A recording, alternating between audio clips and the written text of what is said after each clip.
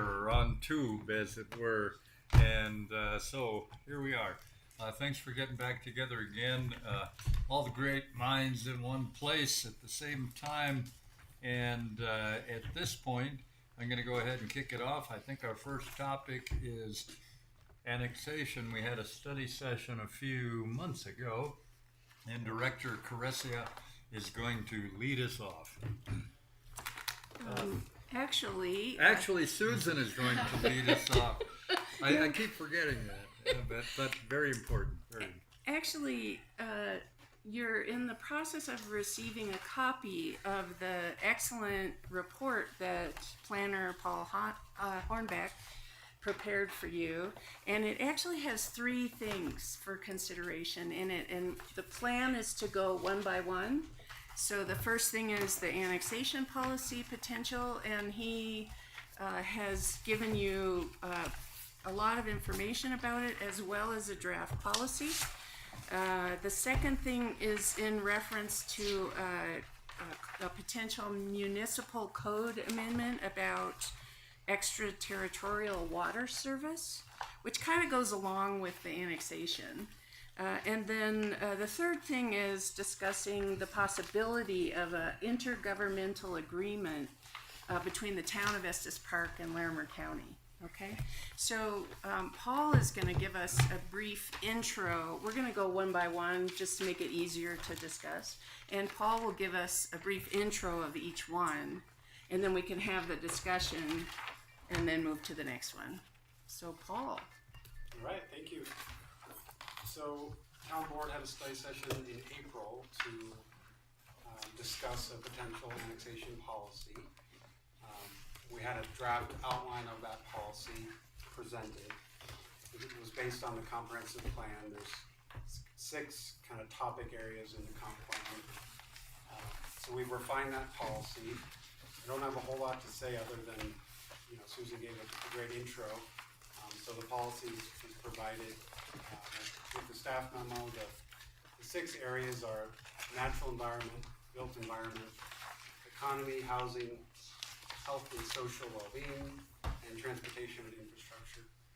So the idea is use those as kind of a framework for the policy of things to look at, consider with annexations.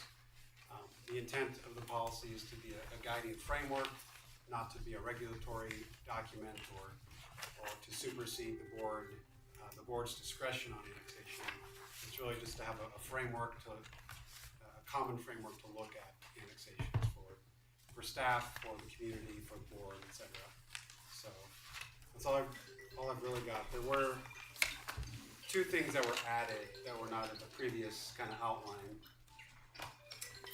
So under other considerations, it speaks briefly to enclave annexations. So enclave is when you're surrounded completely on all sides by the town. The town could, with or without property owner consent, could annex those properties. Policy speaks to potential advantages of annexing an enclave, but essentially says that they should be considered case by case rather than a more strong direction one way or another. And then the other issue is annexation of properties that are subject to pre-annexation agreements. So these could come into being as a condition of development in the county or as a condition of water service outside town limits. Agreeing to annex when eligible, essentially saying when those come up and when a property is eligible, the town should take action to annex those fairly expeditiously, because they could expire, there could be new owners, change in town staff. It makes sense to just get those annexed when eligible. So that's all I've really got. And you mentioned in your memo that it does not address, the policy does not address the possibility of creating possible geographic boundaries where annexation might take place, right? Correct, thank you, yeah. So we didn't want to necessarily set a boundary of, like some municipalities down the hill, or most, or all, as far as I'm aware, have growth management areas in Larimer County where they won't annex anything beyond it. Anything within it is kind of intended for urbanization. That's kind of a bigger project. I think would warrant a lot of public engagement, kind of beyond the scope of what we're looking at here. Okay, and what are you asking for today from everybody here? So the ask is, are you supportive of the policy as written? Do you want to see any changes? If you are supportive, we can bring it forward as a resolution for adoption. If not, we can make changes. So Paul, I have a couple of, I wasn't here at the last study session, but you say it's a guideline, but there are certain places you use the term, you use should throughout the document, but there's a couple places you use will, and will sounds more prescriptive than it does should. So I recommend that you get rid of the word will throughout the document so that the non-prescriptive nature of the policy stays that way. Second one is in economy, number 3, the 4th bullet. You already have for housing, so that 4th bullet is really redundant to what's already in item 4. So I don't think that bullet should be included in the policy. So make those recommendations. I'll have clarification. In one of the documents that I read, it talked about that annexation typically is the property owners that approach the city. It's not really clear to me. It sounded like in some of the way I was reading through this, there could be some advantages of the city annexing property for various reasons. And it wasn't real clear to me in the policy that differentiation. Yeah, so those are enclave annexations. No, I think it had to do with, there was some reference in there to, you may want to annex a property if you want to preserve it for wildlife thoroughfares or something like that, to protect the beauty of the land. And there were some references in there like that, but typically annexation would be that the property owners of a piece of land want to approach the city because they might get a better benefit package, if you will, from the city versus the county. But are there going to be opportunities where the city may reach out? Because I know there are cities that do that, are very aggressive about annexing land for different purposes. Could be for tax-based purposes, could be for preserving the landscape, could be for lots of different reasons. Is there any, do we need to be cognizant of both of those? And should that be woven in this discussion in the policy somewhere? I'm not sure how it would be. Maybe I'm not clear on what you're asking. Well, would there be times when the city would want to go forward and say, I want to annex this piece of property? Maybe Okay. without property owner consent or as an Yeah. enclave, Right. then there is no path.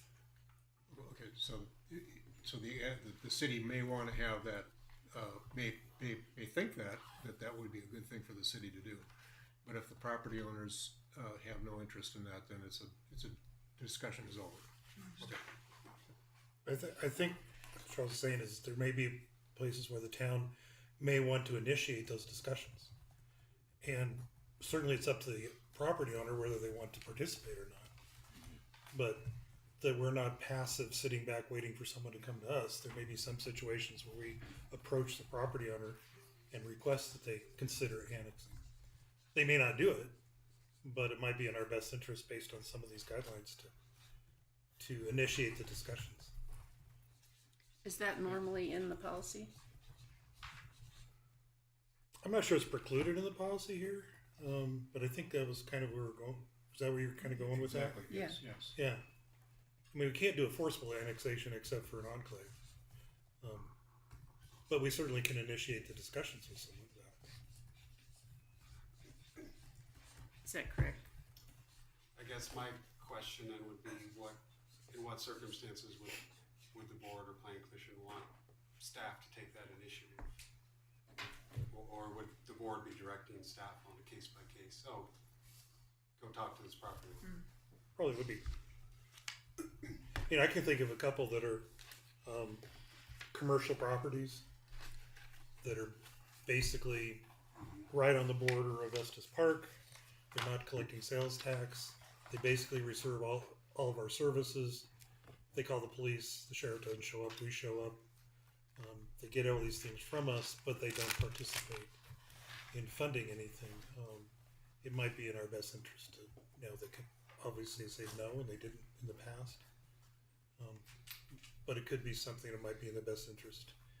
Even one of these qualifications talking about what's in the best interest of the whole community to approach them about it. I'm not sure. I mean, we have that ability now, so I'm not sure it has to be articulated in the policy, however. Because you're not giving the staff any extra No. to do that. It's more just the board. So Yeah. Yeah, this policy draft does not preclude that. Right. Other thoughts, concerns, suggestions? I have a couple of questions on 5, health and social well-being. I wonder what the origin is of that whole section, and that it touches on mitigating adverse social or health impacts. So do we need to define that? It may adversely affect me, but not you, and it, to me, looks like it opens a really broad opinion commentary, and it doesn't clearly define what those things would be. So I wonder first what the origin is of it, and if it's common with other communities or revisions like we're talking about. Yeah, the origins are directly from the comp plan, and that has some of that language. So just trying to pull that into this policy. Is that the right place for that in a regulatory document? It's not. Well, it's not regulatory. Well, we're going to use a document to guide how we make decisions, legal decisions, and how we control and use the property. Sure. So I wonder if that's part of the conversation, part of the guiding document that is a comprehensive plan versus an annexation policy on how we handle these issues. It just seems more a social issue, may not be part of a town government decision-making process. Isn't annexation the ultimate discretionary act for a town board? Insofar as it's a little different than like rezoning, where we have these criteria in the development code on rezoning. This is sort of like, these are the values we are trying to consider in connection with an annexation. Sort of like the comp plan is the same sort of thing. It's more aspirational to me than anything, because we have, as a town board, we have complete discretion whether we allow an annexation to go forward or not. It's not like we are bound by any requirement of proceeding with it. But when I read this, I looked forward and I thought, okay, I can see the proposal. This annexation should occur because it will positively impact social and health impacts on the entire community. So it becomes a real subjective thing. It caught my eye. I'm bringing it up for conversation. It is subjective. No doubt about And it. I understand that, but we are also influenced sometimes in our decision making by statements that are made in presentations, supported by this kind of document. Trustee Eigel, I have seen these kind of social health well-being in other type of general plans, comp plans. A lot of times they are vague on purpose. As Trustee Brown said, the values of this is a living document that will span a decade or two. So sometimes it is vague on purpose. At least that's my way I view some of these as I've read them and Yeah, it makes sense. administered them in the past. So adverse health, social and health, yes, that could be vague, but again, it is what is important to you at the time when you're considering an annexation. Since we're talking about that one, I'll jump in there too. I thought that was way too fuzzy too. I had a little bit of a hard time with this one. In some ways it's fuzzy, in some ways it's real specific, like support services for children and youth to learn and thrive in the Estes Valley. So we don't want retirees to thrive and learn in the Estes Valley. And we'll get extra points if I can't even imagine what an annexation would be that would just affect children. It just seems so vague.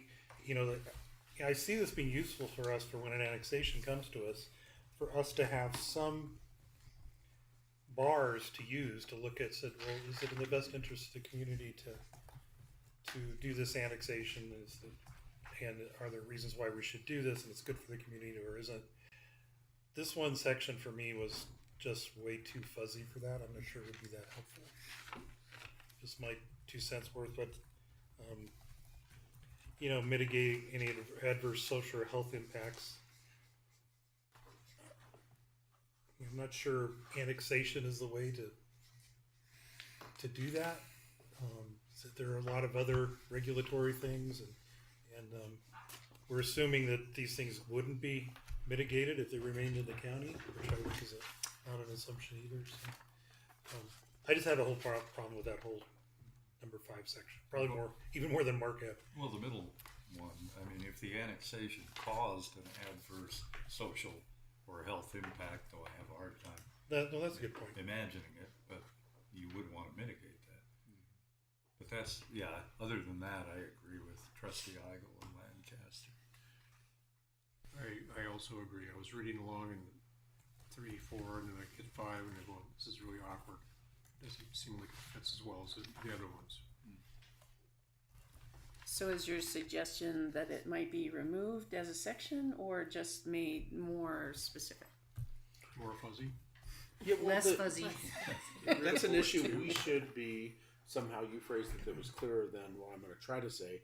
We should already be considering this. Yes. We shouldn't have to write down that we are Yep. going to advocate for children and seniors, every other group. Well, if you just left the first sentence in there, took the 2 last ones out, Well, because it kind of covers everything anyway. every annexation should support behavioral and physical health. Every decision we make should be considering Yeah. that. But Yeah. if we I would next the whole section And we shouldn't cause harm. in every decision we make. So I'd be okay if it disappeared. I would ask the question on all of these. For us sitting up there trying to decide if we're an annex, does this add value for us making our decision? Or confusion. And for me, these things don't help me make the decision. And Yep. I think that's why I always push for an annexation policy. Is so when we're sitting there and somebody comes up and proposes it to us, what are the bars that we need to look at to help us guide that and make sure we don't miss anything? Personally, this one doesn't help me. It might help others, but it doesn't. It doesn't add value to the proposal, in my mind. Trustees, if I could add again, I mean, I think Planner Hornbeck took everything straight out of the comp plan, so that was our guidance for this document. There are 6 of these themes. If in a particular annexation, health and social well-being does not resonate with you, but maybe economy does, I mean, this policy it's not regulatory, it is guidance for staff, for residents, for stakeholders. Maybe housing is not important in a particular annexation, but maybe there's some transportation infrastructure statements, policies that do resonate with you. This is set up. It doesn't have to tick all 6 of these. You may find it resonates a couple of these, and that is your reason for supporting an annexation. We're not asking you to look at all 6. But again, as Paul said, we're here to make the changes that you want. So this feedback is very good. Thank you. I think it's addressed other places. If we didn't address this stuff in the comp plan or somewhere else, absolutely, these are considerations we ought to be doing in a lot of the actions we take. I'm just not sure it's that relevant to help us make a decision on annexation. And it's not a criticism, but I appreciate you putting that in there. I'm just thinking if we're sitting up there and we're trying to make a decision, is this going to be useful? And it's not. That section isn't to me. I agree with the children and youth is like, why did this just limited to children and youth? I get that. And it's not necessary even on that bullet point if we keep it. Because it's really talking about services, programs, and infrastructure for the whole valley. So I think taking out children and youth would make a lot of sense here. I'm trying to think of when health and social well-being might be a consideration. Let's say that UC Health puts a clinic in the county area outside town. Then I can see where health and social well-being may be a consideration that we want to make sure that's part of the town some way. And that may not be all that relevant, but I just think it's hard to anticipate when something like that becomes relevant to us. And I think in most cases you're right that it won't be all that helpful, but I can imagine a case where it might be. So I think I would take out children and youth and leave it as is. But that's my proposal. We could hear from other trustees, so we get to a consensus on this. Could I ask a question? Just because I've never used the word extraterritorial water before. What is exactly? We're gonna Oh, we're gonna talk about that? Commissioner Mulhern, we're gonna take that as the second point of discussion, and Okay, got it. and Planner Hornbeck will give us a better understanding of that That's term. beyond the 12-mile limit, you know. I guess my other question would be, when was the last annexation that this town did? How many years ago was that, or historically? She knows. It's been recent. I think we've done one in my tenure. Just one, and I can't remember what it was. Just was wondering. Elkhorn was Elkhorn, isn't it? Mm-hmm. We have Yeah. a couple that are in process. Process. But they're all under economy. Wasn't Wildfire one of them? Do you have enough ideas listening to everybody about this number 5, health and social well-being, to perhaps propose an alternative, or are you Maybe still it can stuck? either be removed, or I can make some tweaks based on what I. Thus far, we've had 3 who seem to lean toward removal and 1 who was modifying. And we can't So- really make I'll decisions say in the removal. study I session, know we right? can make If I'm not decisions, with but this we week. seek consensus. If I'm not one of the 3, I would say removal. Because most of that stuff, even Bill brought some good points. I get it, but it also is that most of those are covered under number 3 anyway. Now you have a consensus. Okay. Other thoughts, suggestions, especially ideas for changes to what's proposed here? Anything else? Well, I like it. It's compact. I think the other items, other than the fuzzy one, strike straightforward and understandable, would be useful. But Well, of course, I have some other comments. I'm sorry. Go for it. I like the natural environment one. I went through all of these. I had a small change that I would ask we consider on the built environment. The third bullet point where it says, shall not place an undue burden on existing town services or utilities. I think we should scratch town and put in public. Public services and utilities. Because the town utilities is only electric and water. We need to consider sewer, all the other utilities as well, so minor change, but I think that would be clearer. The economy one was good.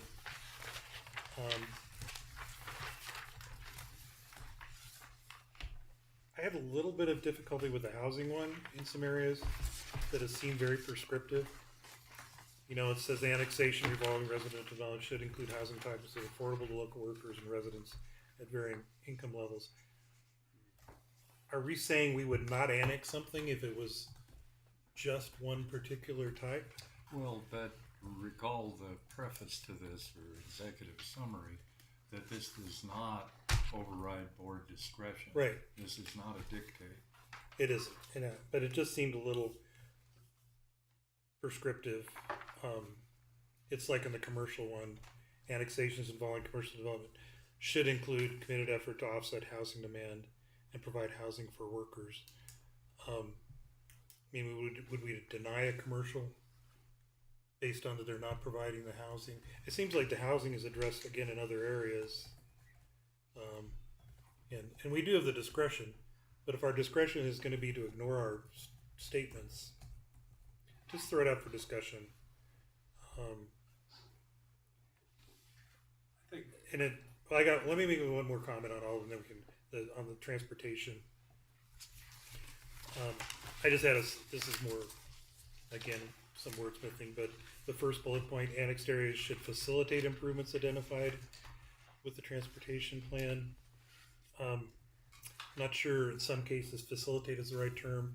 I would suggest maybe should be compatible with improvements in the, so the annexed areas should be compatible with improvements identified in the transportation master plan. Small difference, but I think maybe to me that just deserves it better. I want to comment on your housing comments. You know, it seems to me that that's a matter of magnitude. So if you have a very small annexation, you know, including housing for the workers, for instance, may not be realistic. It's a really large one. Right. Then it can make a huge difference, and I would think we would want to try to incorporate that. I know a lot of communities do. That is a fairly common methodology for communities to increase their workforce housing stock, is to kind of force it on developers. We have limited leverage in a development, but that is one that we would have that I think we should retain. And maybe it should be something like, if appropriate, annexations should do this or something. You know, I try and look at we're on air, but I'm not saying we're going after the mountain shop, but it's a good example. Great example. You know, there's a business that's right on the edge of town. It's existing, does a great job. Someday for water or something, they may want to annex. Would we say, well, you've got to come up with housing for your employees, or we won't annex you? And maybe that comes down to what you said. I think in that case, it's not appropriate. Right. Well, it says residential development, so that Not wouldn't be the a third, resident. but not the third bullet. No, Does it? the third bullet point is commercial. Yeah, I think you take that commitment to housing demand and providing housing for workers. You think that's a stretch. But take your example. If say UC Health builds a new hospital, Right. and they're going to be bringing, 200 employees, I think that type of requirement would probably be appropriate. I think we're going to see a lot more of these one-off ones. Could you insert major, like could you annexes involving major commercial development or major residential development? Could that be the caveat that says when you have something of a larger magnitude, then you're going to push toward these?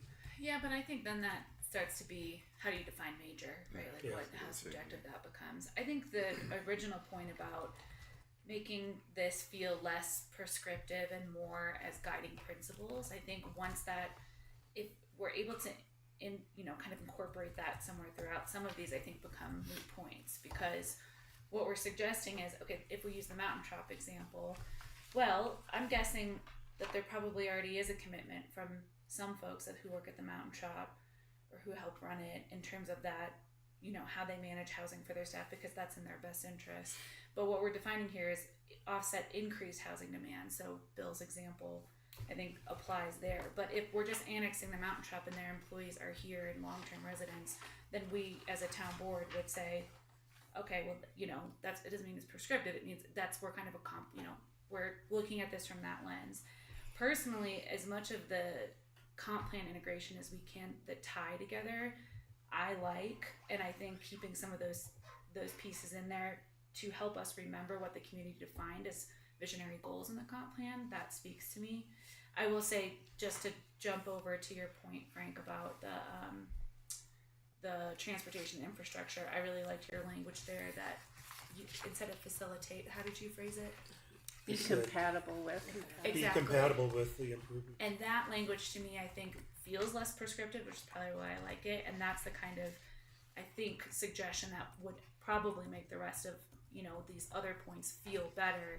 If we're not saying it absolutely has to do this, but it's a consideration we have to think about if we're going to annex it, that, okay, will this increase housing needs? And we've heard that from the public quite a bit about, well, we've got a new development wanting to come into town, and it's not necessarily related to annexation, but how are they going to support, housing for their employees? So I think this meets some of that resident feedback we've heard on that. So that's not very divisive feedback, or not divisive, definitive feedback to you, Paul, to be like, make this less prescriptive and use words like be compatible, but that would be my general take, is to say, to make this very clear that it's guidelines versus rigid rules. If you read the purpose statement at the front, that's pretty clear that it's guidelines, not prescriptive. So that's what it starts with.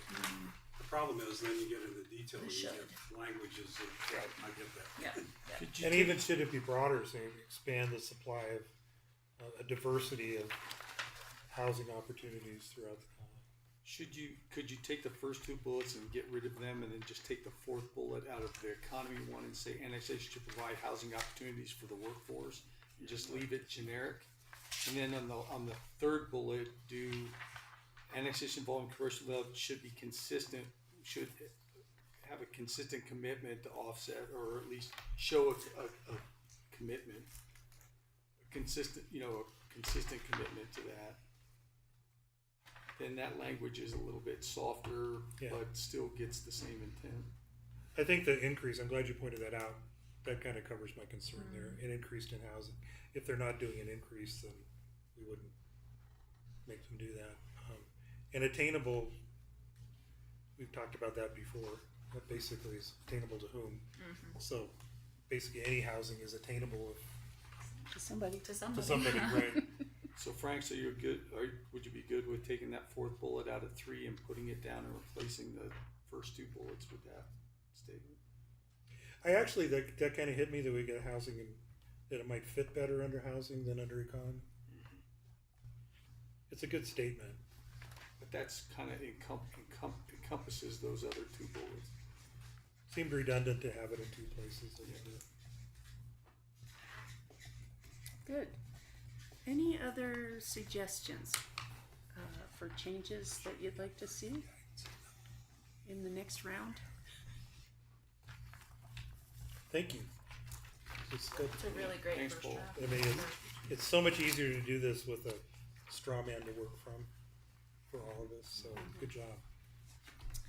All right, so we'll move on to the second point under the report, which is about a proposed municipal code amendment regarding extraterritorial water service.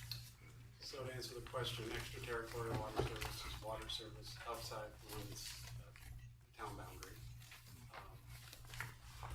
The intent here, that there are currently requirements in the municipal code. They're a little vague, so we wanted to just add town administrator as decision maker. It's currently not, it says the town, so assigning that to the town administrator. Consultation with department heads for making these decisions. So the intent is that if you're not eligible for annexation, you would sign this agreement, agreeing to annex when you become eligible, and that's currently a requirement, but just clarifying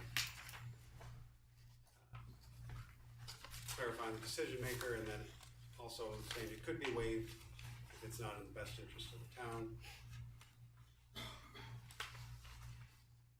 And then there's an additional consideration that some communities include, which is as a condition of this water service, you would need to meet certain town standards on the premise that you will be annexed in the future. The town has a desire for your public infrastructure to meet town standards, so we're not taking on extra maintenance or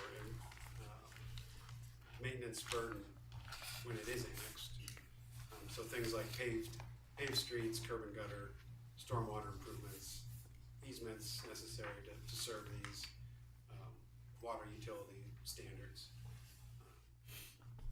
So that's all I've got. So Is that primarily for new developments? Or would it be for older developments as well? The way the code reads now is any new water service or expansion of water service. So it could be new or expansion. But I mean the development itself. So like say a development is shifting from wells or wants to shift from wells, would they have to meet, is the question, would they have to meet all these other requirements in order to get the water service? That's the concept. That's the question. Okay. And by expansion, you mean expansion of the infrastructure, or expansion, like if we went and moved into a XYZ subdivision that had its own water system, and they're not gonna make it any bigger, we would just take it on. That would be an expansion for us, but it's not an expansion for the whole, does that make sense? What does expansion mean? Yeah, in this context, I think expansion is you have an existing 2-inch water tap and you want to add a couple units to your property, so you need to go to a 4-inch water tap. Okay. That's an expansion. But if all we did was annex an area that had an existing water system with no changes, that would not be an expansion. No. No, the code actually reads include all applicants for water service outside the boundaries of the town, including any changes or enlargement of service. So that's what Paul is condensing as expansion. So it has to be a change. Other questions for clarification before we talk about suggestions?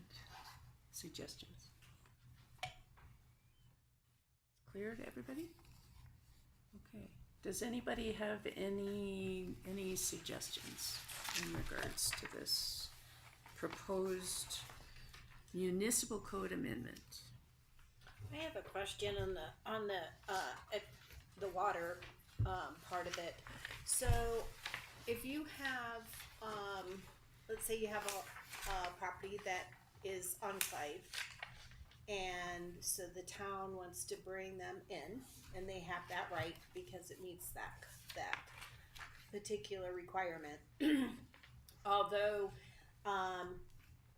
the town cannot supply any water to that property, where would the property owners be as far as, do they have to annex because of the enclave, even though you can't provide the services for them? To me, that's a gray area, right? So the way this would work, Trustee Youngland, is this is tying an application for water service. If we're granting water service to someone who's not in town limits, we're saying you're agreeing to annex if you become eligible or are eligible at a future date. If it's working the other way around, if there's something else that's triggering the annexation, an annexation trigger doesn't generate a requirement to provide water service or take water service. So let's take, for an example, an enclave that is on a well system. We annex it because it's an enclave. Right. That doesn't mean that the town has to provide water service or that the people who have been annexed have to take water service. Those are separated. We've connected them on the back end such that if someone wants water service, they have to at least give the town an option to annex that property. okay. So it's working one way. It's not working the other way around. There are examples where there are places that are maybe eligible for annexation for other reasons that either don't want or wouldn't take town water service, and that would be a separate issue. I don't believe there's anything in our code that requires an annexed property to take town water service. So they can stay on their well or whatever. A development plan after the annexation may require it, but the require that, annexation yeah. itself would not, I don't believe. I don't Attorney think we Kramer, have- correct me if I'm wrong. I don't think we have hardly any provisions in either code about annexation per se. These are provisions about extraterritorial water service rather than about annexation. So, no, I think it would be tied to development rather than annexation. Okay. I thought so, but I wasn't quite sure. Thank you. Great. Any suggestions, comments, further questions? It feels a little onerous to arm twist somebody to do all those, particularly if we start talking about street improvements, sidewalks, curb and gutters, when all they want to do is get water. That seems like a lot. I think in other cases, when we talk about the IGA, I think there's a lot of things there where having people annex for new developments. But if you've got an area that's just wants to get her water, We're just saying they follow the standards if they are building something. but what about an existing one? We've got a lot of older existing subdivisions They're gonna say if they want water, they're gonna have to pave their streets, Retrofit it all. put in curb and gutter, put in sidewalks, or else we're not gonna give them water. But it says, Frank, it says could, it doesn't, the town doesn't have to impose this. It says they could. Well, Yeah, but I'm not that's sure the we question to should- you all. Just because we could, should Do we? you want to? Should we have that authority to tell them to do that? I mean, those improvements could cost 5 times as much as the water does. And it does say here, new development. But by the same token, you don't want to get something that requires so much investment at annexation time to fit it to town standard. So there's got to be some middle ground. Trustee Lancaster, are you talking about the proposal in the staff report, or are you talking about the current code?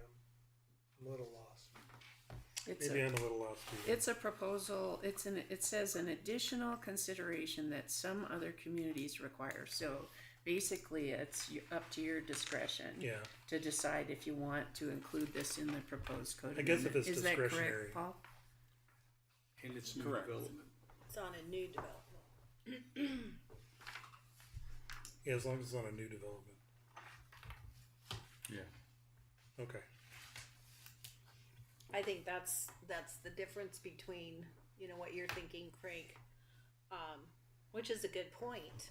I mean, there's a lot of facilities out there that are still on wells, older properties, and if they wanted to come in, just to get the water, to have to meet all these other standards, I think would be cost prohibitive. But the way it's written, it is for new development only. It appears. We could write it a little differently, so it said it didn't hinge these things on the water. I agree with that concept that you're coming with that makes water so expensive, that the language of this, and I'm trying to look forward to understand how the presentation might sound, but if we were to say something that would allow water to be the only upgrade, the only cost, instead of saying these could be considered, maybe we need to craft the opportunity to only take water, instead of saying we'll give you water, but we could also require these things. Does it make sense? It's clear in my head, but I don't think it's coming out the way I intended it. I think the ask of the board, the first 3 bullet points above that are some clarifications we think are pretty straightforward. This next one of requiring these town improvements is a big kind of leap. So it's an ask. Do you want to go down that road or not? I think you can achieve a lot of that at the time of annexation.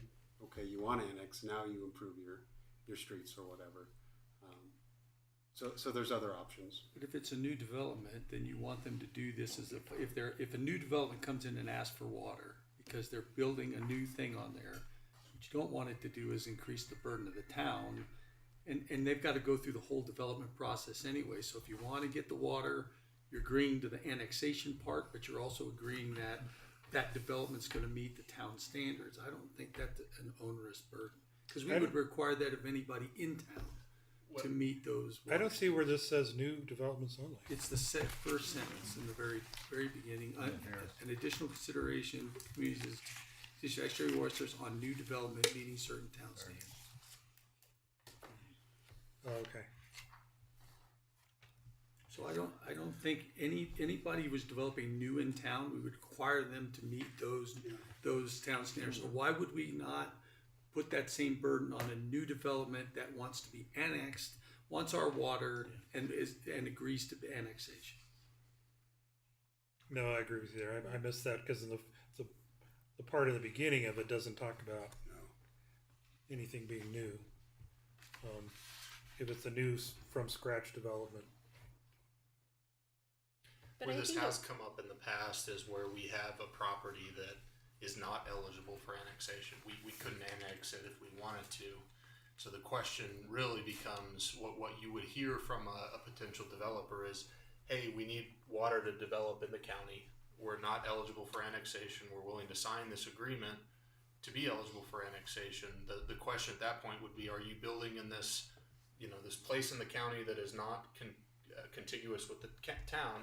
Are you building that to town standards, in which case it may look out of place? You'll probably hear the concerns about the trails to nowhere, because they will be building something that is out of step with the development regulations within the county, on the assumption that at some future state, the town may get out there or may have contiguous property to be able to annex into that property. But from a developer standpoint or a property owner standpoint, the question becomes, how realistic is it that you're going to annex me in the future, and how realistic is it that these investments will be a stranded asset that will be in the county in perpetuity and will never end up being connected into town? I think that's the question that we've seen come up with these in the past couple of years here. I think that's the could portion of the provision in the last thing, that under that, the board still has discretion to say we're not going to require it because of those reasons. In some ways, I think we're taking this out of order. I think a lot of this would be addressed in an IGA with the county, dealing with when things develop that they have to do that. At least this would be a little cleaner. Yeah, you would need a growth management area where you've identified where the town could potentially grow to in that case, in which case, we were saying effectively, someday we envision all of this will be town limits, so anything that happens within these parameters or within this boundary should be built to town standards, so we're not addressing these infrastructure shortcomings later. And with the way our utilities are so expansive, we could conceivably be providing utilities outside of that growth boundary area. And why would we require them to develop to town standard as if they would never be within the... And wouldn't likely at that point require an annexation agreement. Exactly. If a property that's outside of our future growth area is requesting water service, there'd be no reason for us to request annexation. So, Right. So some of that hinges on whether the board and whether the county commissioners want to pursue that idea of a growth management area. I think that's a subsequent conversation. Really, where the impetus for the extraterritorial water service connecting to annexation comes from is it is our most powerful tool to provide for future annexations in town. If you don't have that and you have properties that are developing just outside of municipal boundaries, they're getting water. That's really the only reason that a property owner in many cases would want to be part of the town. I agree with you completely. I have no problem with that, saying that, look, if you want our water, you got to annex, particularly with commercial developments. If they want to be there, you can't have the best of both worlds. Don't pay our taxes, but get our benefits. I just had a little bit of heartburn with tying everything else to it: streets, gutters, paving. But don't the first two items say that if they're not eligible for annexation, or they're not going to, it's likely that they wouldn't be annexed, then the town administrator can waive all those other requirements.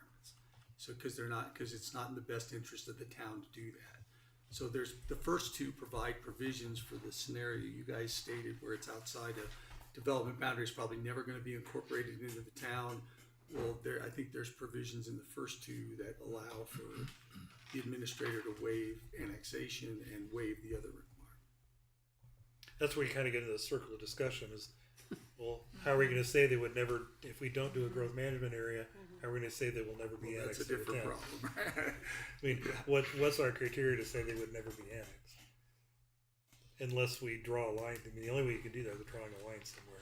Yeah, at this point, the only reason that we would waive the requirement for annexation is if it would be deleterious to the town to accept that annexation. Right. And there are circumstances where that could be the case. Sure. Where we would not want this.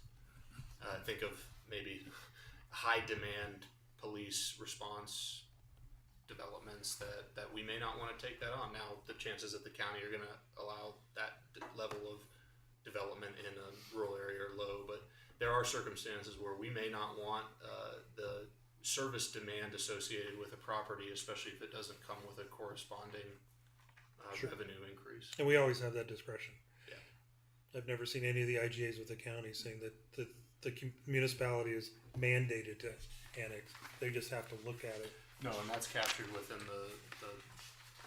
that point in that second bullet up there, or the first bullet, where we have the discretion to say this is not in the best interest of the town, and we do not want to have annexation. Yeah, so if we move toward IGA, we certainly don't want whatever we set up with this policy and the amendment to be in conflict with what we're doing in the IGA. So it's okay if they reflect each other.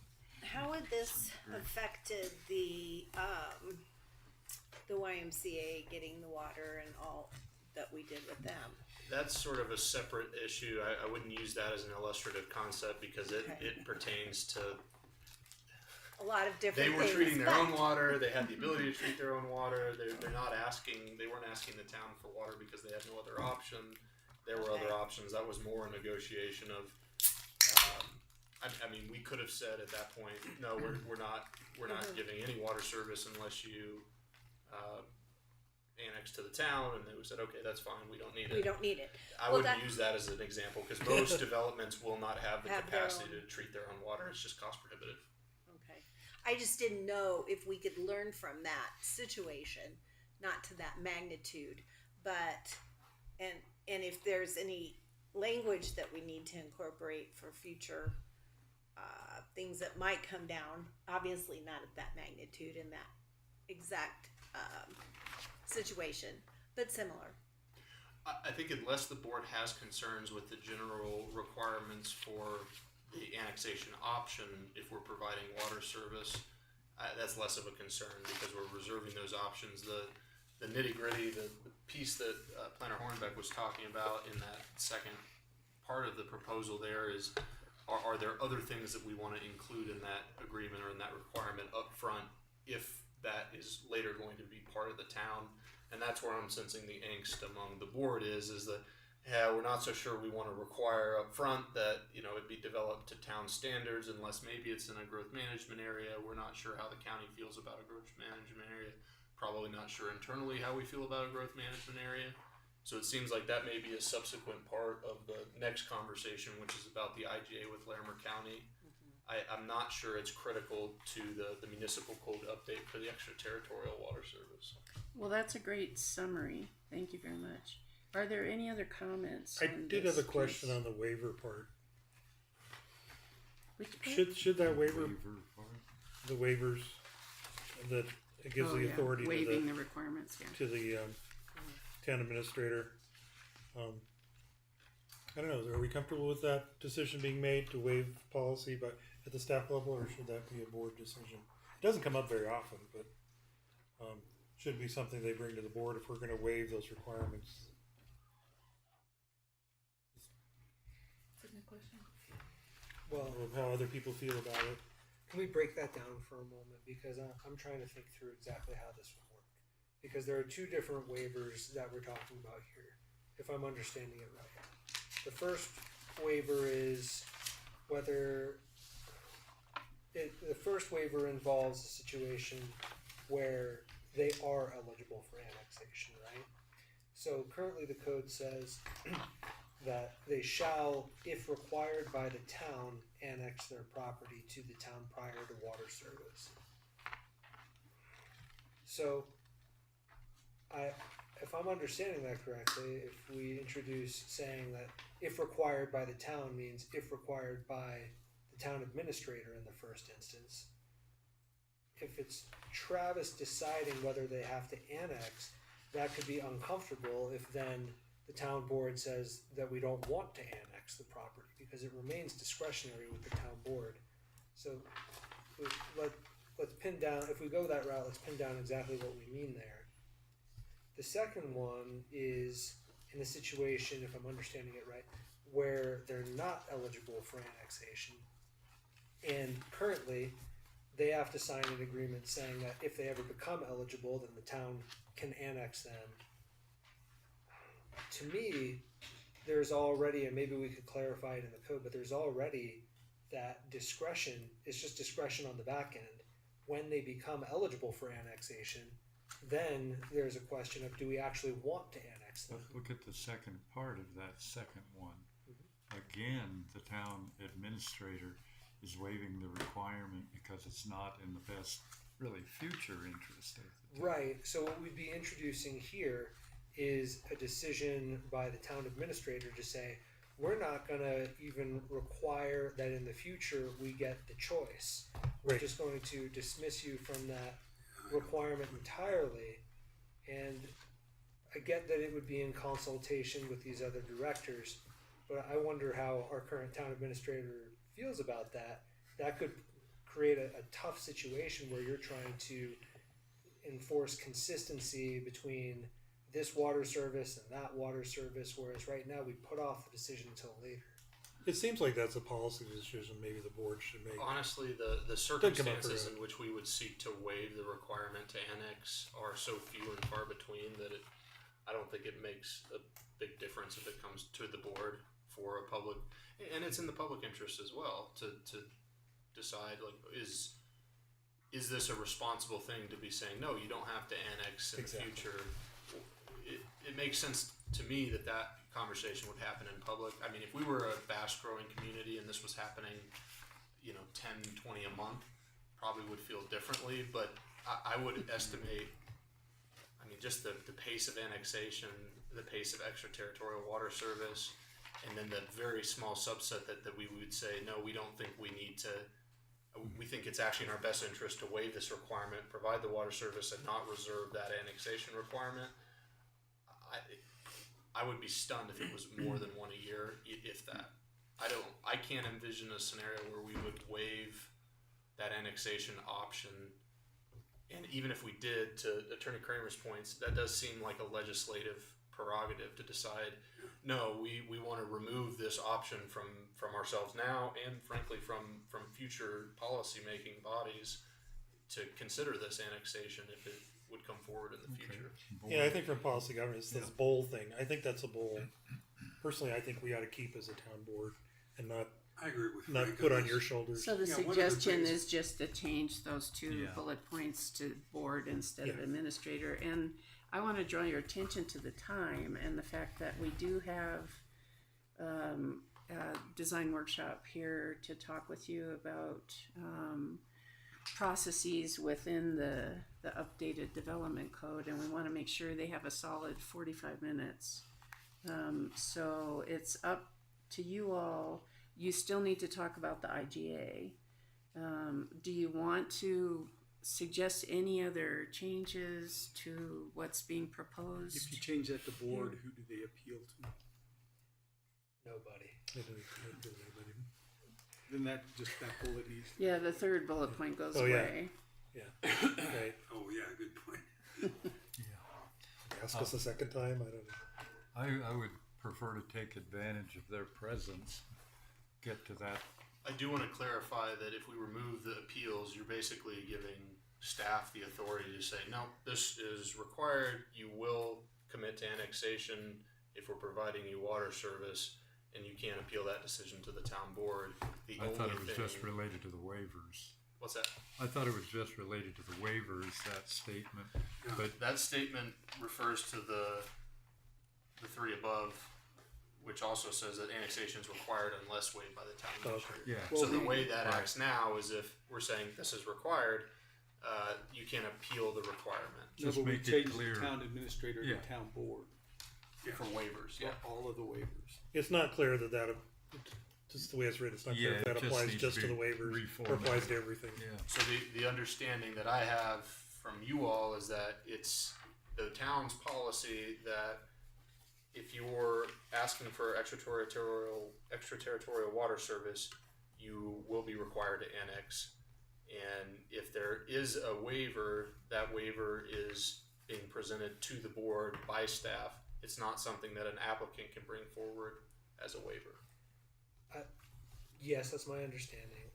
The only question I have is for the second one, for future possible annexations, does the board really want a waiver process? Understanding that the decision on whether to annex or not still happens in the future and not in the present.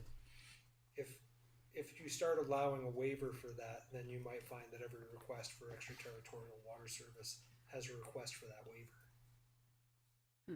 I can imagine it'd be few and far between where we would say they don't have to enter into a annexation agreement with us. I agree.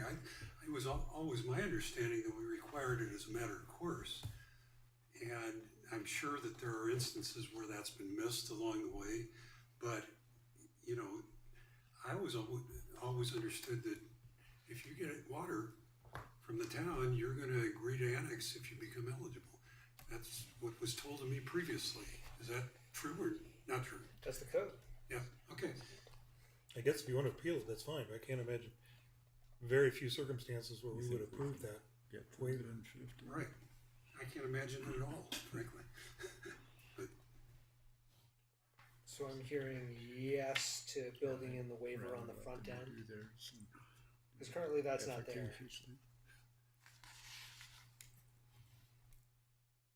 Sounds like yes. So we're sort of blurring the line between waiver and appeal. The waiver, in my interpretation of what the board's asking for, the waiver would be initiated by staff telling you, we don't think this is in the best interest of the town to require a potential future annexation for whatever reason. I would not see that as something an applicant would say, well, I don't want to commit to this. I'm going to apply for a waiver to the So town. they're appealing annexation. So the appeal there's no appeals. The appeals go away, and a waiver can only happen if staff is saying, we don't think this is in the best interest of the town. We want the town board to consider whether it's effective. Okay, that makes sense. So we could add into those that it would be presented to the board by the staff, and that would help clarify that. And only in that circumstance where staff believes it's not in the best interest They of the can't town. go around staff and appeal it.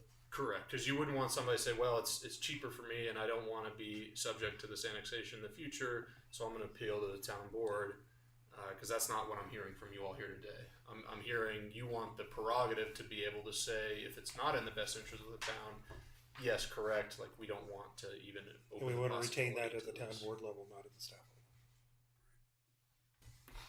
level. A waiver would forever excuse them from being annexed. Why Through would that, we- through that mechanism. Yeah. Why would we add that now? That was my question. And I think a different way you could conceive of this is effectively if the board now grants this waiver, you're saying that we don't want a future board to have the prerogative to evaluate the situation and decide whether the annexation is a good decision or not. Because there is still that final, like, does the town want to annex this would still come later.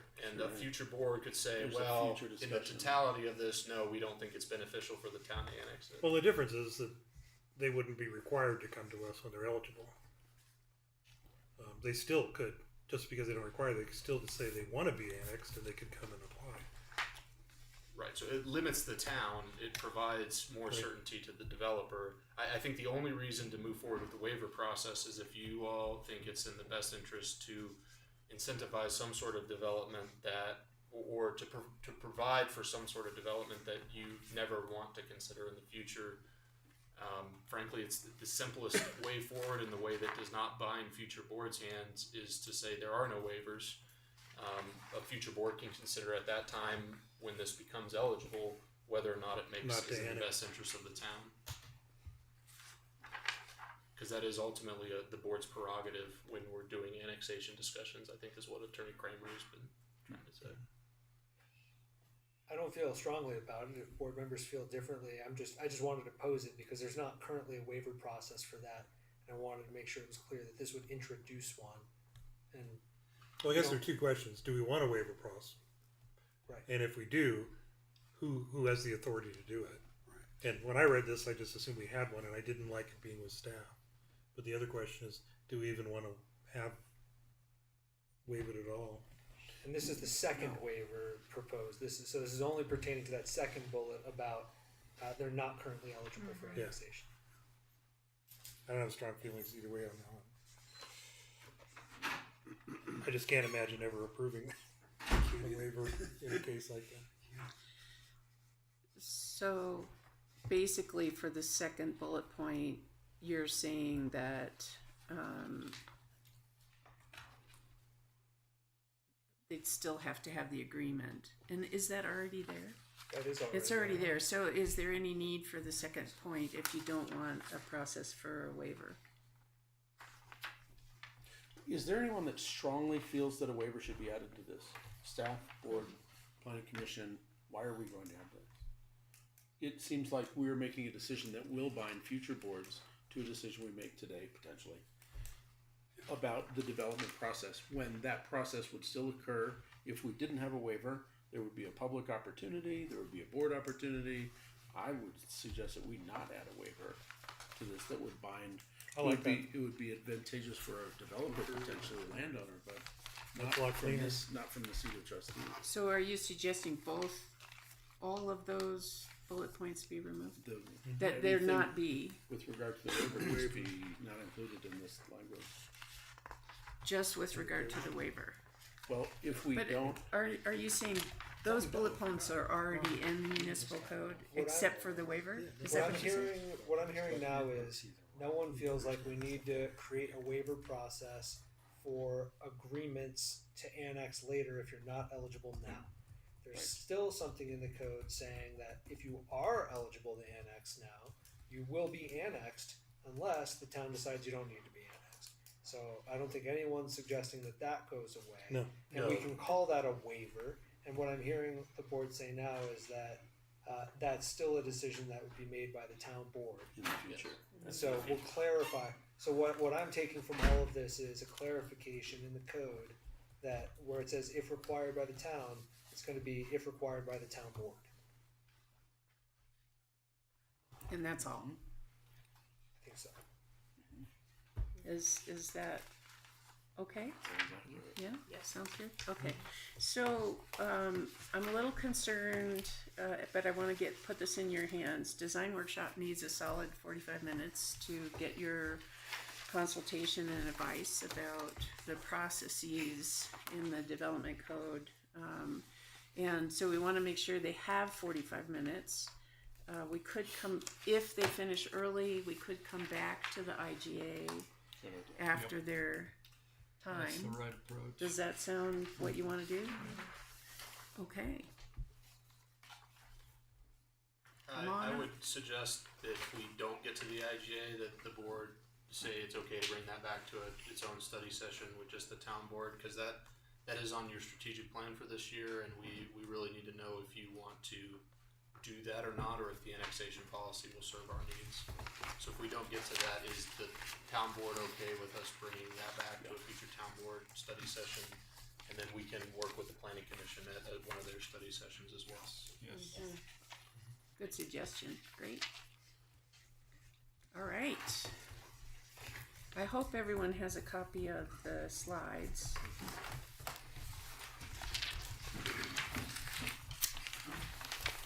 We'll have to make some room for Philip over here. You can sit here if you want, and I'll go away. I don't wanna, does anybody at the table? I don't need to be here because you're doing this. Susan's running. You can have this. Thank you, Susan. You're very welcome. How's everybody doing? Good. Good to see you all again. Just a reminder, Eric Krungel, Design Workshop, Project Manager, leading the code development process, joined by my colleague Philip Spino, who's our co-consultant on this process. Excuse me, Eric. You may want to pull that mic closer to you and speak up. Thank you. That's for the recording more than anything else. Certainly. So we had a presentation, but it seems like I think you have copies of all of that in your packet. So we'll plan to guide you through the slides as we're going through them. Before we get started, just as kind of a high-level broad update, we are really wrapped up with this kind of engagement blitz that we did the last 2 months, and now we're starting to put our heads down to work through the code update, and that's really where we're going to be for the next several months. So this is the very early start of that process. Now that we've got some feedback from folks and given the community a chance to weigh in, we'll certainly provide you all an update of where the community landed on things. We're working on a report right now that documents all that, but starting to get into the details for this code update. So for today, we'll just start with an introduction. I want to share a little bit about what the goals of some of these amendments are or changes are, some of what we heard from staff and stakeholders, the community, and the board in some of our previous discussions. We'll then move into talking through potential modifications to the development review process, and then wrap up with potential modifications to definitions and thresholds related to major and minor modifications. This is going to be one of 3 work sessions we're hoping to have with you all this fall. We will likely have more work sessions next year, but at least in the immediate future, we'll be doing this one today, as well as a work session in November around potential design guidelines, and a work session in December around housing. So for today, really the goal is going to be on these processes and procedures questions. And a couple, kind of the primary purpose behind this is to try and identify where certain responsibilities may be reallocated from the town board or planning commission to staff, or from the town board to planning commission. What this does is creates an opportunity to streamline certain processes for specific application categories. It can help to minimize the regulatory obligation for applicants, particularly for minor things. And in certain cases, can ensure compliance with Proposition 1, 2, 3 and other state requirements. I'll touch on that here in a little bit. Just from a sort of procedural standpoint, as our working group, the consultant working group, has progressed from engagement into thinking about actual code amendments, all these are being run through our legal team and through our own sort of best practice rubrics in terms of how communities comply with state statute as it relates to development review, and also what's best practice for communities of different sizes and in different parts of the state in terms of managing the development review process. So that's in the back of our mind all the time as we're putting together, whether it's a work session packet for your consideration or eventual actual code amendment language. Thanks, Philip. So wanted to quickly just start with some of what we've heard from conversations with staff, but also what we've heard from conversations with the community. I think there's kind of a balance here. There's a recognition that the current process for some application types requires multiple levels that may not be necessary.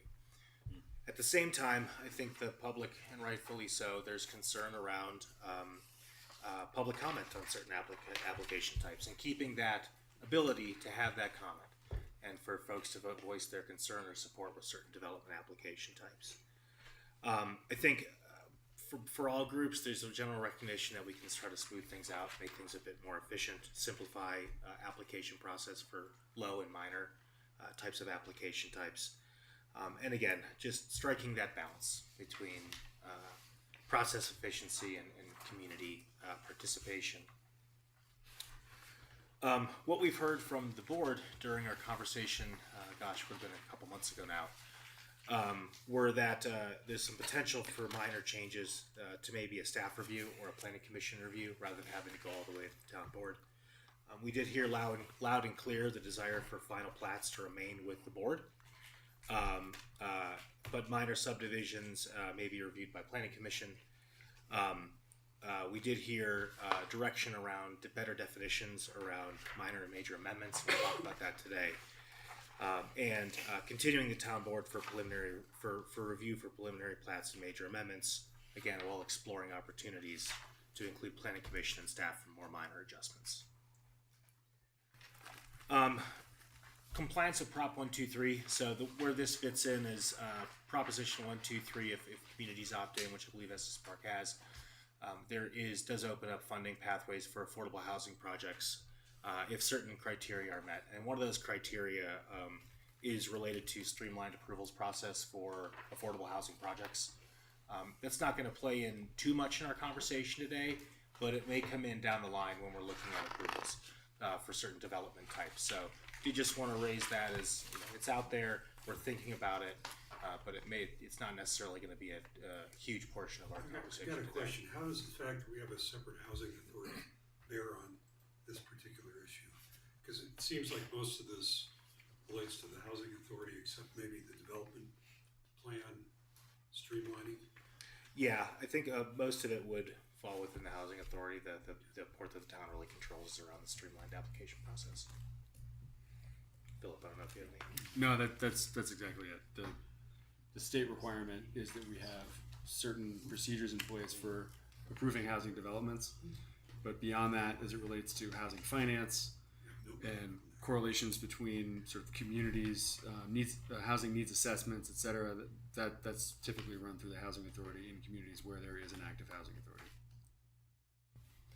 So today we're going to talk about really two topics, and that's the first is process changes for select application types, and then we'll move into a discussion around minor and major modifications, definitions and thresholds. So we'll start with the development review process, and have Philip take it from here for a little bit. I think Eric sort of alluded to this in his opening remarks, but I think it bears repeating and highlighting because it's come up several times in our engagement with stakeholders and with the public, as well as with the trustees and the planning commission.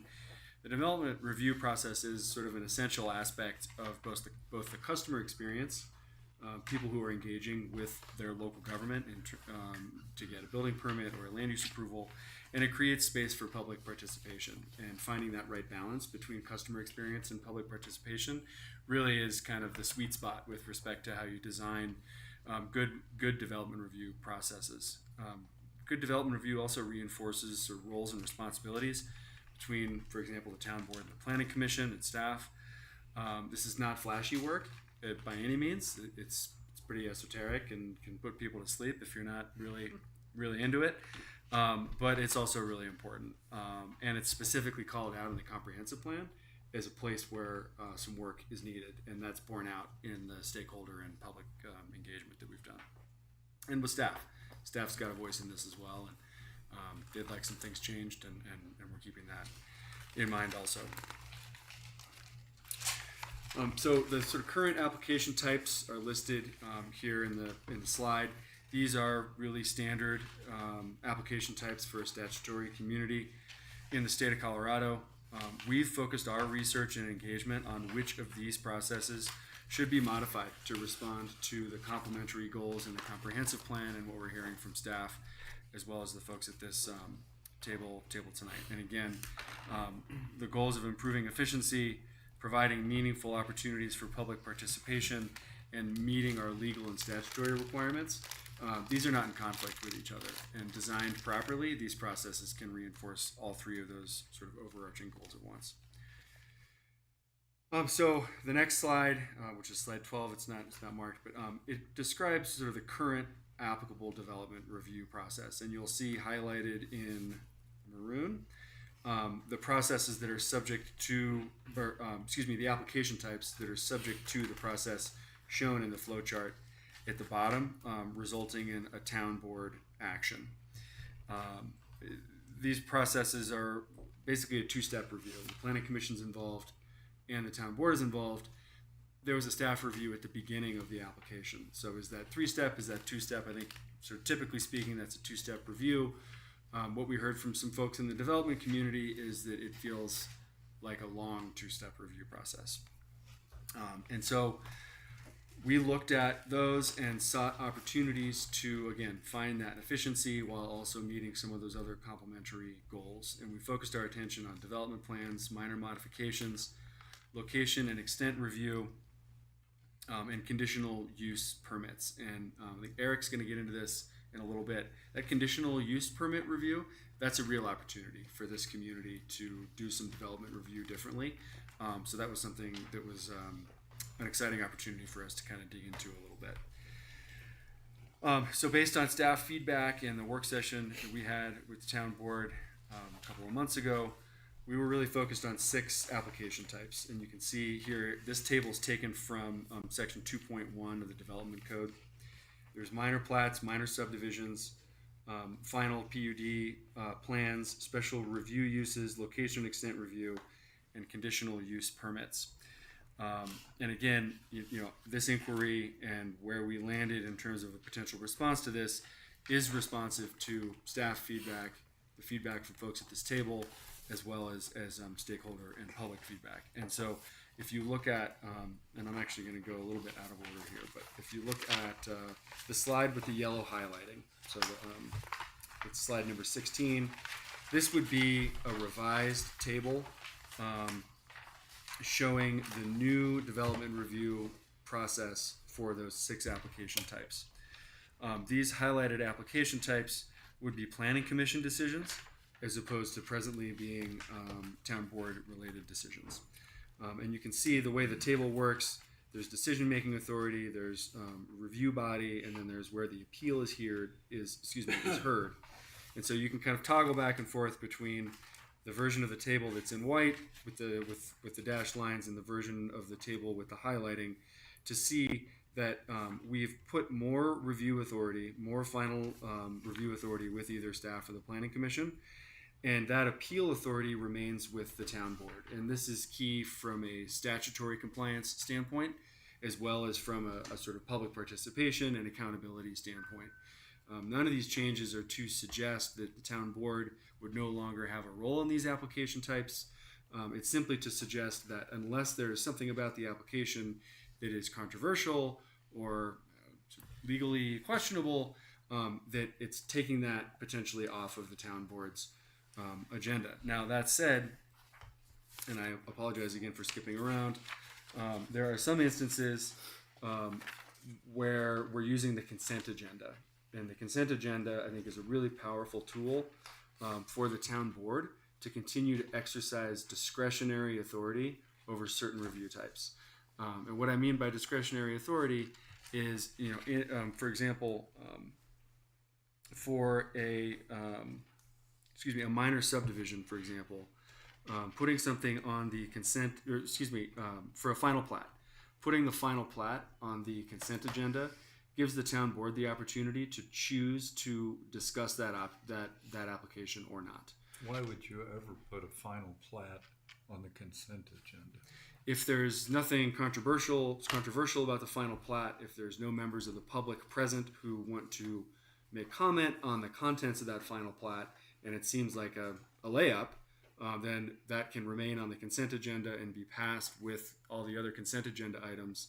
And if there's one of those sort of criteria that maybe aren't met and somebody on the town board wants to pull it, they can pull it from the consent agenda and have board discussion. We around can it. do that, but if the preliminary plat is different than the final plat, if we had already approved the preliminary plat and there were no changes, I can understand that.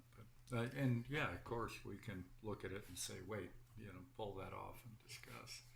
I think that would be the intended case, Mr. Mayor, is if there were no substantive changes between the preliminary and final plat, then it could go on to consent agenda items. But if there was substantive changes that warranted discussion for public concern, then it would be an open piece of discussion for the board. Yeah. So I kind of agree with the mayor on this one.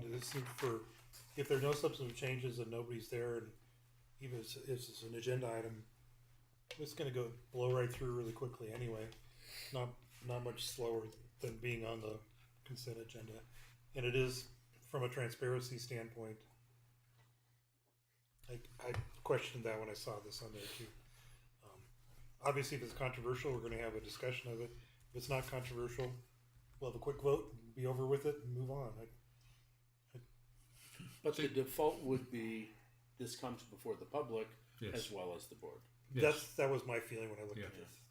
It's not clear to me that we can do this. So I'm going to need to have a conversation with your attorneys if they're advising that this is something we can do. I want to understand where they're coming from. I want to understand if they're thinking about this with statutory municipalities in mind as opposed to home rule municipalities. But we need to have that conversation on the back end. Understood. Thank you. Related to that, since we're starting talking about that, some of these others that are switching down to the decision making at the planning commission, statutorily, can we delegate that to someone else like that, or? Probably, I think so. So Okay. we're gonna, my hope is to get a sense of where the board's interest is, and I'm gonna need to do a deep dive for each of these and make sure that any change we do is acceptable. But off the bat, I think that for many of them, keeping development applications with the planning commission actually is very much what the statutes contemplate. As long as there's an appeal. Typically, I mean, you don't have to make it so there's an appeal. Yeah. That's just I just want to make sure what we're doing is legal. Well, then the definition of minor is the key here. what falls on the minor That side. that's definitely, if we're talking about development plans, that's definitely Yeah. something we're going to have to dive into. One man's minor might be another woman's Minor major. is when it's not in my neighborhood. Major when it's next to my house. For most people, right? For most people, not for you, but for most. Yeah, but for most people. You said you were excited about the conditional use permit, but it doesn't look like there's any change in the table. So I'm interested to hear. Do you want to get into that now? Yeah, I'm happy to. So, the way that the permissible use table works right now within the code is there's uses are permitted, generally are permitted under a special review, and there's two categories of special review. The town has this third category, conditional use permit, which, based on my understanding, is the only thing that qualifies for that is a telecommunications facility. We see an opportunity to essentially bifurcate certain types of uses into these two buckets, whereby if you had a special review use that was not controversial, I'll use the example of a small scale assisted living home in a higher density residential neighborhood. That special review could be at the staff level, where you're already requiring, as part of that special review, the applicant to submit a greater level of detail. That's required in the code today. But currently, that has to go up in front of the town board. If the applicant's meeting those requirements, if it's not a controversial use, and we'll have to figure out what those uses are when we go through the table, it would stay in this kind of special review category and be an administrative approval. For the more controversial uses, I'll use the example of an adult business that has some type of an input or an impact on the public. Could be more of a controversial item. They would shift these uses into this conditional use permit category, whereby there's going to be a greater level of scrutiny put on them. Right now, again, the only thing in that category is telecommunications facilities. So we see an opportunity to better exercise that process and simplify, what items are maybe a little simpler to grant that special review for, versus what items should come before the town board for a broader discussion, if that makes sense. And I'll tack on to that. It was a question in my mind when I first came here why conditional use permits were so rare in our table. And what was communicated to me was that went back to the joint planning area with the county. And for a legal reason or just reasons of comfort, they were not okay with conditional use permits. But the reason why it is there for certain wireless towers is because we needed, because of state and federal law, we needed to streamline certain things about wireless communication towers. And I brought up CUPs, and staff at the time said, well, we don't do those. It's in the code. Well, why don't we? And so that was the answer I got at the time, was that had to do with the county. But I absolutely agree, if there are development applications that the board feels like should get a hearing, but it doesn't necessarily need to be in front of the town board, that's a great answer. So to answer the question that was asked, well, the process isn't changing, the content of what was in that category would change, which is what we felt was necessary to highlight. So there's a series of questions. Well, there's really one question with some sub-questions related to it. Do you support the proposed process updates for the following application types? We talked about the consent agenda. It sounds like we'd like some additional legal review on that, and there's some concern, at least a couple of trustees, about the sort of utility of that relative to your goals and the function of a final plat relative to the preliminary plat. Additionally, minor subdivisions. Again, going back to the highlighted table, the proposal would be for a staff review and the planning commission to be the decision-making body. The threshold for a minor subdivision being the creation of 4 lots or less from an existing lot in town. Special review uses. Eric just walked us through sort of how we would modify the approach to special review uses relative to conditional uses. The content, procedurally, they'd be the same. The content of those procedures would be different with respect to the types of uses that could be subject to one versus the other. There's some more work that has to be done around that. And then location and extent review. The proposal, again, in the table with the yellow highlights, would be a review and potentially a decision by staff, and then, or excuse me, a review and a decision by staff, and then the planning commission would be the appeal body for that. We can I'm happy to talk through kind of the consequences of going different routes here. There is a definition on minor.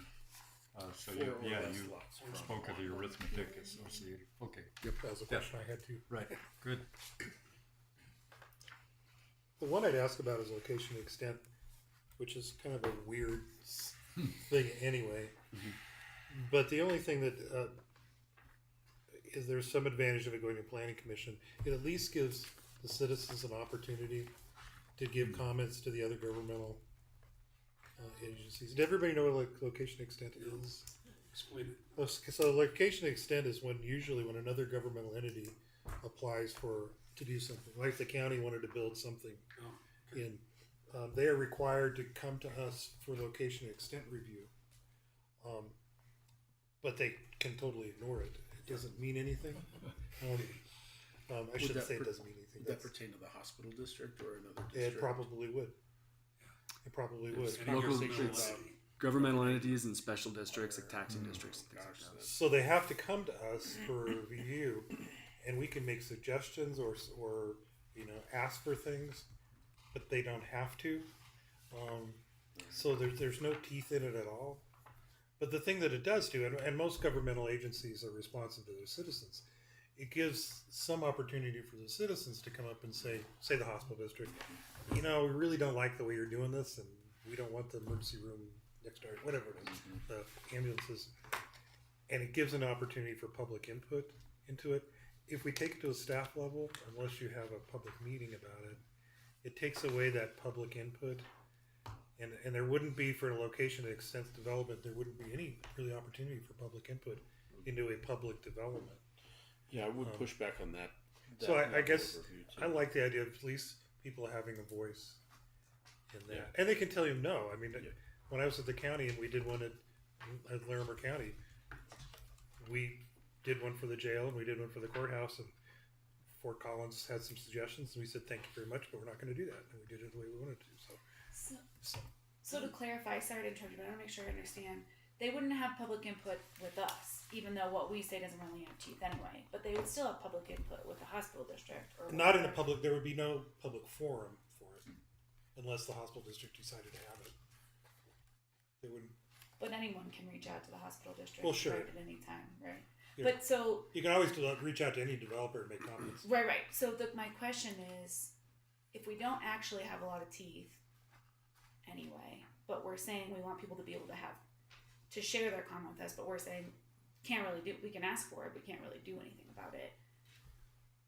The do you see where my thought is I going see there? and I'm thinking very specifically of the hospital for some reason, that they own property around the hospital. They would think they own residential property that could be developed without any regulation by the town. Am I wrong? That they could make development decisions, and there is no opportunity for public input officially. But we know that sometimes public bodies do move based on public input if they're given the opportunity. At least let the community have a conversation. So I think for us to facilitate that conversation, if the county didn't want to, or if the hospital district didn't want to, I think that would be a responsible move on our part to create that forum. Even if we couldn't say no, we could at least have the conversation with the public. I think there's more pressure in something like that to respond to public needs than a letter or an email that comes through. So you're saying keep it the way it is now? That would be my thought. Yeah. We don't do very many location extent. I can't. Have we done one in a long time? The town, as an entity, the town organization also does them. So we have one in the queue right now. Well, it's true. For the We museum. could do it for ourselves. So the recent ones I can think of were rec district improvements in the Stanley Park area and our own items for the town buildings. I don't know, Paul or Steve may have additional. We did one for the community center when it came through. Schools are different, I believe. Schools are under a different section of the state statute. But it happens up here. it's not like there's very rarely these come up. I can think of a handful just off the top of my head. Maybe the new CDOT development was that way too. I don't know if CDOT If they did one. had to I cannot remember. I don't remember seeing it come across before they built their new shop, but They might have ignored it it's been altogether. a while since they built that. You think? We've also applied location and extent review to ourselves in the past. I remember when the community development department required it for that, essentially that landscaped park area near the visitor center on the other side of the river. So that has come up where we've said even relatively minor things have had to go through L&E review. I guess my thought feeling is that just anytime we take away an opportunity for the public to speak in a forum, I prefer to give them more opportunities to speak than less. The location and the extent one is unusual because it is public bodies. It's not. Right. There's less of the balance between the desire to streamline the private development process to not create unnecessary red tape. We're still creating red tape. It's for other public entities, and it is for the purpose of giving a public That's a good point. entity. I just want to be clear. I'm not necessarily. I don't want my comments to be perceived as advocating for removal of public engagement. It's just how effective that is, and if there is a perception that then what we provide is going to guarantee change or input or not, right? So It's like not. it's the effectiveness of that public. We'd have to be really clear. I mean, people can We shout have no at us all they authority, want. Right? other than to listen. Right. That's the only authority we have. With But that's a great opportunity by itself to say, we don't have any teeth, we don't have the jurisdiction, well, we want to hear from you, we want to know what the community It wants. is kind of a pressure relief valve to have public comment like that. Well, consider the possibility of staff being able to Building it up. approve it Exactly. And with word an the appeal target. to the town Right. board too. Go ahead and say One possibility, if there's still a desire for a public hearing, if it's controversial, then it could be something that's with staff unless it's appealed to the town board. So that way, ones that really have no public comment to speak of wouldn't have to go through the hoops of a public hearing. Just throwing another option out there. I would keep it before the board. The board feels like a representative group that was elected to listen to people, and so it feels like there's some accountability and responsibility. To me, it's kind of like the consent agenda thing. So if it's not controversial, say it's just like a lift station Yeah, for the just goes to- sewer district. We have a location extent. Nobody shows up. Nobody does anything. The mayor takes care of it in 2 minutes. We're done and we move on. But in the current code, the decision making's with the planning commission and the staff, and then appeal is either with planning or staff. So are you proposing changing that, or are you saying keep what we have? No, I think people do. There just needs to be a Yeah, so the planning commission is the public forum that they get to speak at. Yes. right, and not take away Yeah, I that. just wanna make sure it's clear that's what, that's what the Right. current. And the same with the planning commission. If it's not controversial and nobody shows up, and it's a lift station and it's 10 square feet. Bam, bam.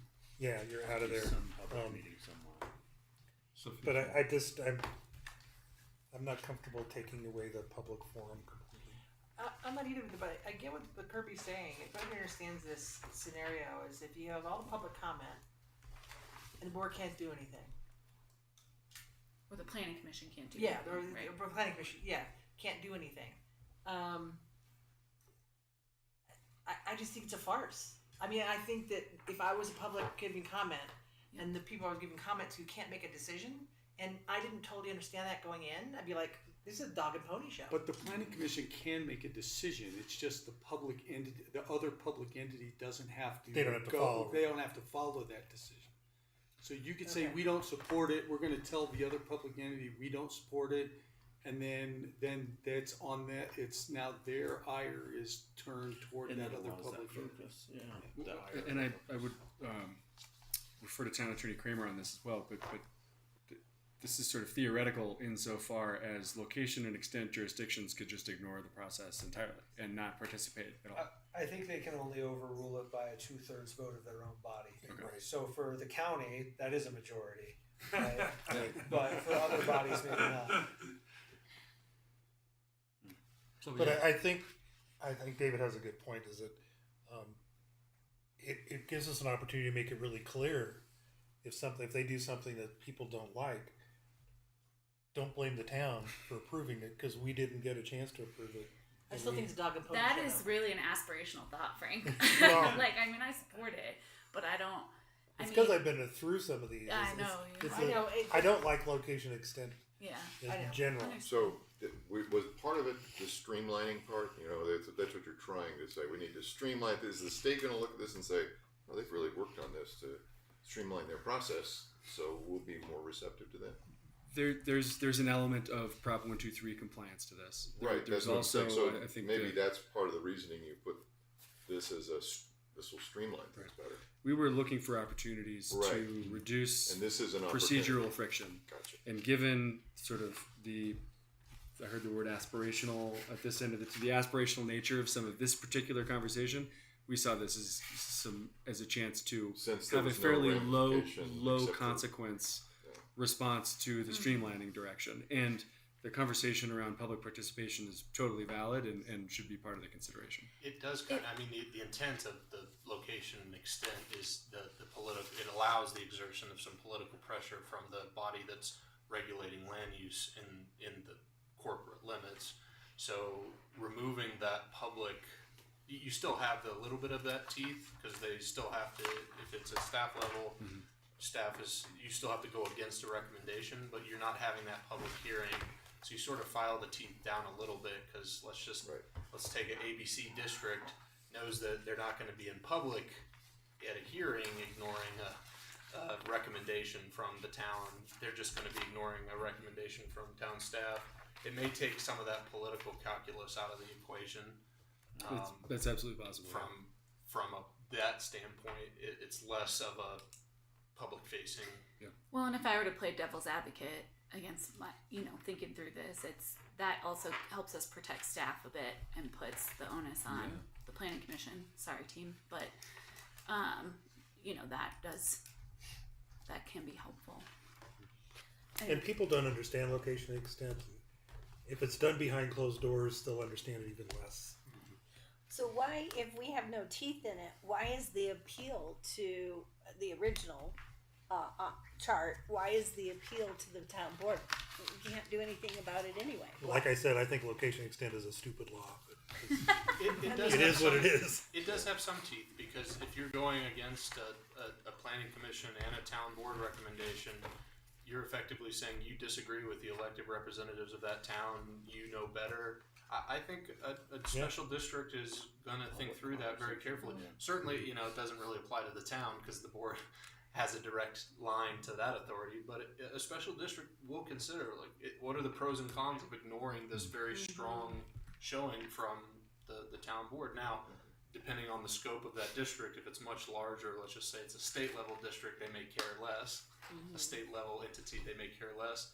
But if it's a local entity, that political pressure may mean something. These are neighbors. There's an elected If we put the process. shoe on the other foot, there are situations where, say, we may want to do a water treatment plant that's outside of our town limits, and it would have to go to the county for approval, and the commissioners would have to have a hearing. And I think if we went to that hearing for location extent, we could ignore them, but I don't think we would ignore them lightly. If they had comments about the impact of our water treatment plant on the neighbors in that part of the county, I certainly think our staff would take it very seriously, and it would have some impact. Because there are situations where we might be on the other side of that one. Okay, I get it. I guess we just really have to explain to the crowd exactly what we were doing there.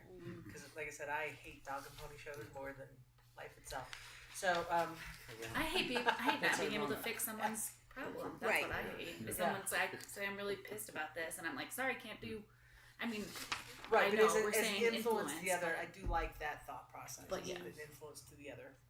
Yeah, the dog and pony might have a few teeth. Yeah. But like you said, if there is, because of Proposition 123, if there is something that you have to trim down, that would be a logical one to switch up.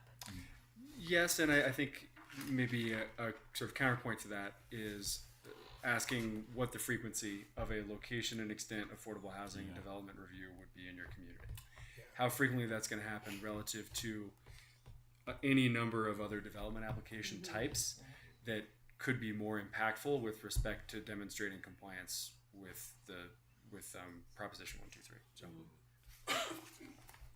it sounds like That's what what I'm the streamlining is all about. correct. Yeah, and it sounds like what I'm hearing is a consensus to maintain some version of the status quo with respect to location and extent review, and that's good feedback for us, and we can chew on that and come back with a solid proposal for you in the future. We're not going backwards one slide. So. I think we've lost the forward progress here. Whatever you want to talk about, we're happy to double back on. I think we sort of covered it. Okay. Where did we end up on the consent agenda thing? Did we decide we'd prefer not to have those on consent? I heard very clear statements from the mayor and sorry, I wish I had access to the type. Trustee Frank, Trustee Lancaster. But I would welcome some more feedback I'm sure we can from make other consensus on trustees and planning commission members on that topic. Yeah, I think that it should be an action, should be set for public discussion. Okay. And not. He's trained me on the consent agenda items. You really have made an impact on me as we've had items on consent agenda that probably should be off. Easier if you keep trustees from commenting about everything. Is there a table for that? It's good for me. Not Eric. being flippant. Okay, noted. For Yeah, real. I appreciate it. Yeah. Okay, well, I want to shift over to the next section, which is around minor and major modifications. So we use the word major in there, but the code actually doesn't define a major modification today, which I think is some of what we want to get at with this discussion. So current minor modification criteria. Staff have a threshold of basically 10% of a set standard, with planning commission being 25%. Now these standards can be applied to really 4 categories of things. Minimum lot and dimension requirements as set within the zone. Yard and building setbacks required as defined in that zone. General development standards, and this is where I really want to focus this discussion today, and subdivision design standards. Now there's a governor put on, within the code there's a governor put on what type of modifications can be granted. The code essentially says, in no case can staff grant a modification that increases density, increases lot size, creates a change in permitted or use or mix of uses, results in an increase in building height, or an expansion in established limits of disturbance greater than 10%. The challenge with I think the way that the code is set up today is around the inclusion of general development standards as a whole in this criteria, because there are a lot of standards in that chapter. There are some that are straightforward, more technical, and then there are others that have a community impact. Things like slope standards, wetland riparian setbacks, things that concern the community at large rather than just that property owner. What we're proposing is moving away from this more general approach to minor modifications to a more specific approach that actually defines what standards are looked at as part of a minor modifications review and sets specific thresholds within those standards. So you're still applying, you could still apply the 10% standard, but you're narrowing the aperture of what's included within that staff review. This can grant a little bit more control from the town's perspective of,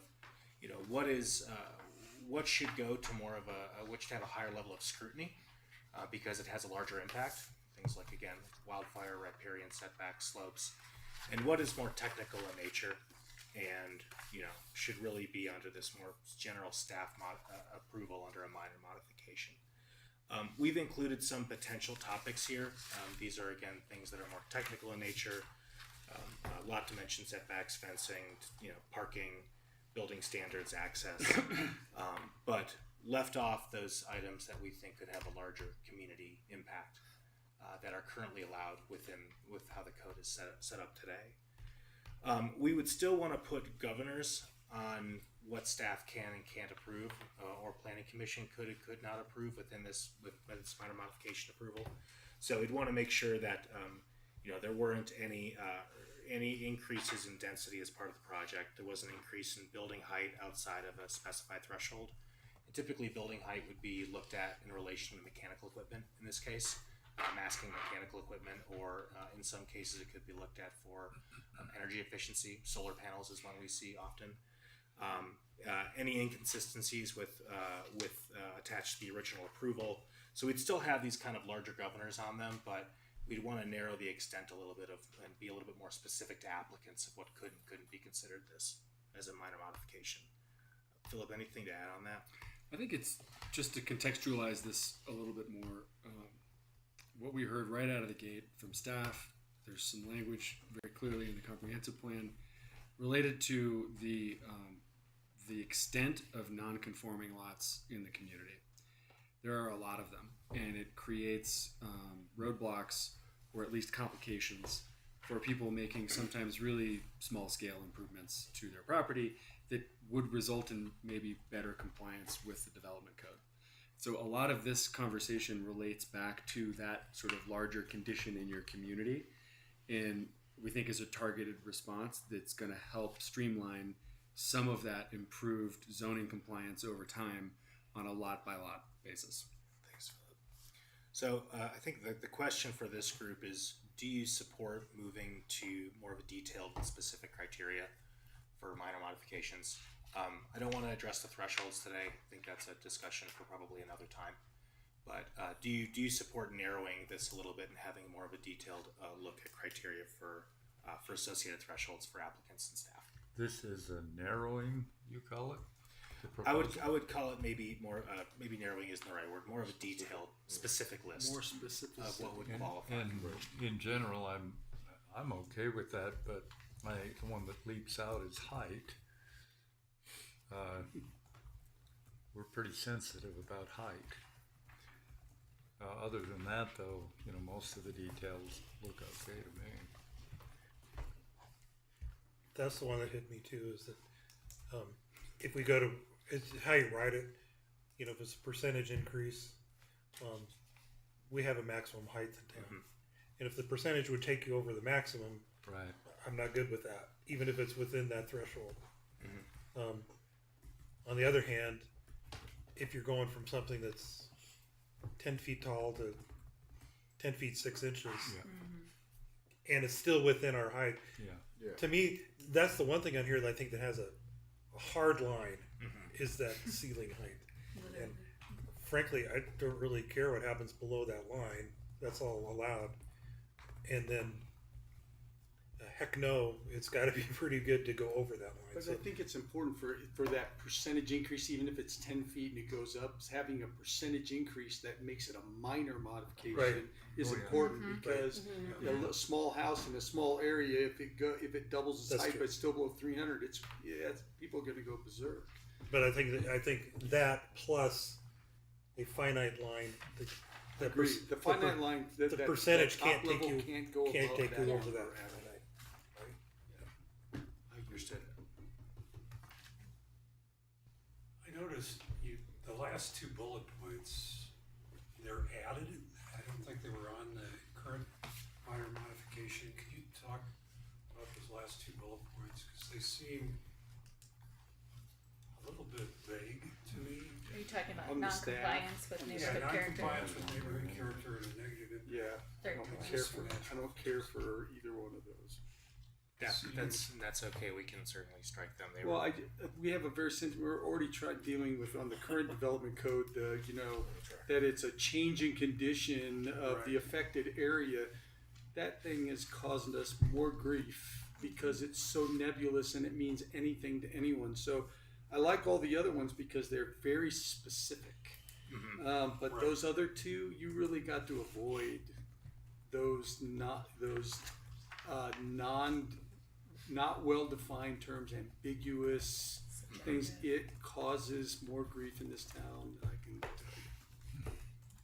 I would think staff would basically internalize those things anyway, insofar as if there's any question in their mind about neighborhood character, they don't want to make that decision. Well, but then it gets to staff will do a great job trying to justify it, but but their interpretation is just another Right. opinion among Exactly many right. opinions, and that's just problematic for us. Trying It's to very get to a subjective. systematic. Just So another if we're thinking going to do question. specificity in these other ones, we ought to be just as specific in what we do below. Understood. What's the percentage of the lots that are non-compliant? It's really high, isn't it? 60. 60? That's crazy. Well, that's because we didn't have a code for a long time. Didn't have zoning. I will call out that there will still be standards of review for minor modifications, and that applies to staff, it also applies to the planning commission. So there, currently we have a staff standard of review for minor modifications. The staff has to find that the modification advances the goals and purposes of the code and either results in less visual impact or a more effective environmental or open space preservation. You're going to have qualitative standards like that in the code. Sure. But I agree, calling it a governor and putting a restriction on staff from doing anything that is one of those two bullet points, that's a little bit different. But I didn't want to leave these boards with the impression that minor modifications are totally cut and dried. Yeah, I get it, but if you have specificity against what that term means, then I'm okay with it, but those other ones don't seem to be anywhere in the top portions.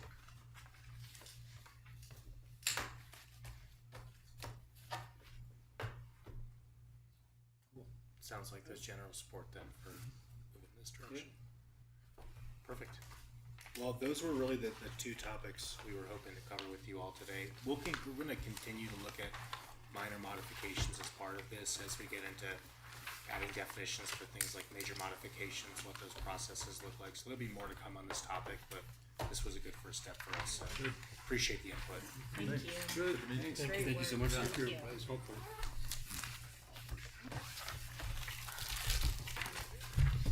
As stated, we'll move the IGA to an appropriate study session and leave that to you, town administrator. Is there any other items from anybody? I think next meeting is on the agenda, right? Or are we not doing that? Do we have one on the agenda, Susan? We do not. That would be the final thing is when do you want your next meeting? Yeah. I will do a meeting. You don't have a topic. Yeah, so at this point, we won't set a subsequent meeting, but certainly the horizon is open for that when we need it. This meeting is adjourned. You know, it was worth it just to hear a veterinarian say she hated dog and pony dog. show. To me, it made the whole meeting worth it.